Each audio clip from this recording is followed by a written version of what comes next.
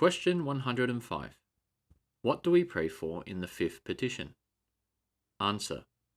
In the fifth petition, which is, "And forgive us our debts, as we forgive our debtors," we pray that God, for Christ's sake, would freely pardon all our sins, which we are the rather encouraged to ask, because by His grace we are enabled from the heart to forgive others.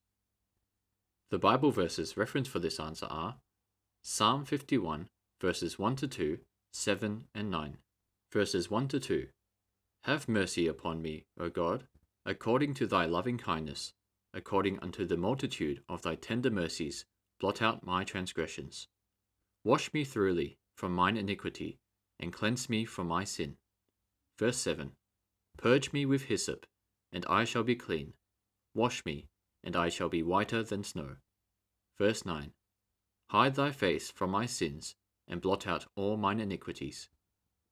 Daniel chapter 9, verses 17 to 19.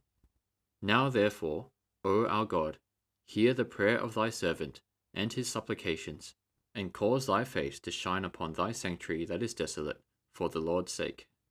O my God, incline thine ear and hear.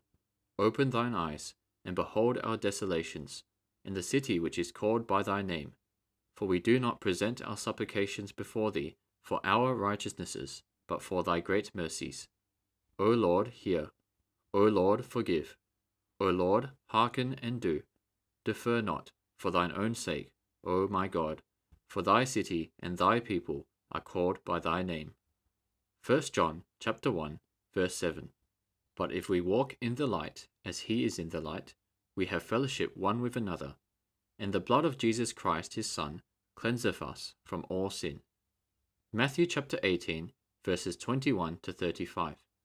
Then came Peter to him and said, Lord, how oft shall my brother sin against me, and I forgive him?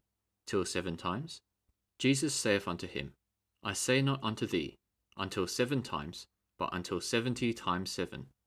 Therefore is the kingdom of heaven likened unto a certain king, which would take account of his servants. And when he had begun to reckon, one was brought unto him, which owed him 10,000 talents.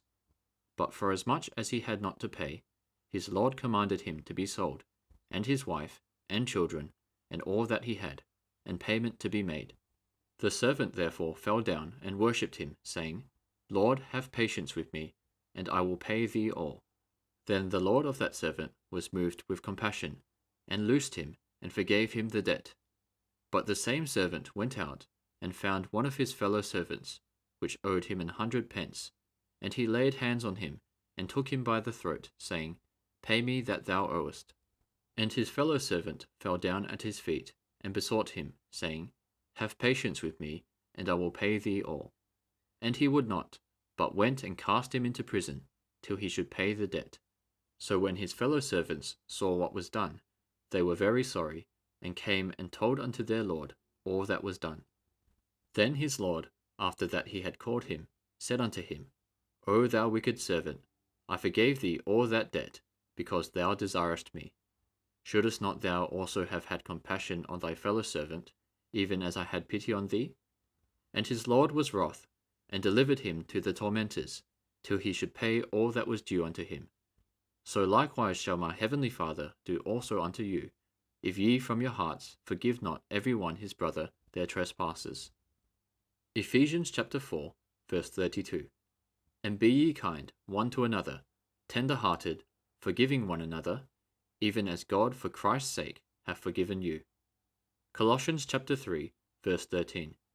Forbearing one another, and forgiving one another, if any man have a quarrel against any, even as Christ forgave you, so also do ye.